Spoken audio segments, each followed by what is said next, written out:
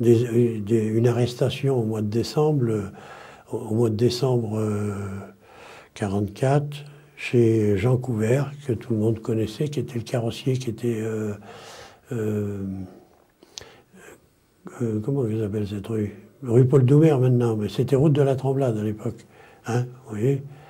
Et il avait été, comme j'allais pratiquement tous les jours chez lui, c'était un copain plus vieux que moi, mais c'était un copain quand même, il avait été dénoncé pour être détenteur d'armes. Et ils étaient dans la maison, moi je rentre, je vois un planton allemand devant la porte, je dis qu'est-ce que c'est que ce truc-là? Mais je fais comme si de rien n'était. Alors je prends la petite porte du hangar, la petite porte, vous savez, hein, pas... Et puis je me trouve derrière avec un feldgendarme qui me paraissait un géant, et puis un autre Allemand, mais qui parlait français, comment on dit, appelle un interprète. Et puis je me suis retrouvé avec un parabellum sur le ventre, et les bras en l'air, fouillé. Et j'avais, quand je travaillais à l'électrique, j'emportais tout le temps chez moi une bouteille en verre, c'était à l'époque en verre, bien bouchée, qui me servait pour prendre 1 litre de lait à l'électrique puis le ramener à la maison. Et l'interprète me demande ce qu'il y avait dans le sac. C'est les sacs à provisions, ça se voyait pas comme c'était fait.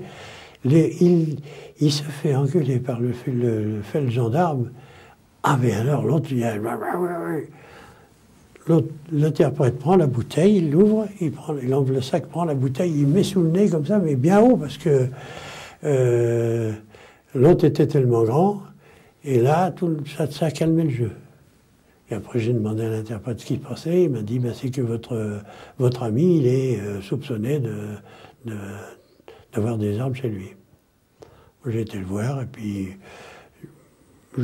sa mère était en pleurs, bien sûr. C'était un peu triste, parce qu'il n'y trouvait rien du tout. Et puis bon, j'ai été dehors. Il fallait que je rentre. De toute façon, il était 5 heures, parce qu'il y avait le couvre-feu. Et je me rappelle qu'à ce moment-là, sa fiancée est arrivée. Il y avait une petite jeune fille qui fréquentait, qui est arrivée, qui a compris, elle a posé les questions. J'étais à quelques mètres, mais j'ai entendu. Et là, elle est tombée évanouie. Et moi, je n'ai pas continué à rester là, parce que j'avais plus rien à y faire. J'ai regardé, j'ai monté sur mon vélo, et le lendemain, j'ai été voir Jean Couvert. Il m'a dit, ben, le fait que, je ne me rappelle plus comment elle s'appelait, qu'elle se soit évanouie, ils se sont occupés d'elle, ils se sont plus occupés de rien d'autre. Ils l'ont emmenée à l'hôpital, hein, et ça, ils l'ont pas trouvé. Moi, plus tard, il m'a dit où elles étaient, mais beaucoup plus tard.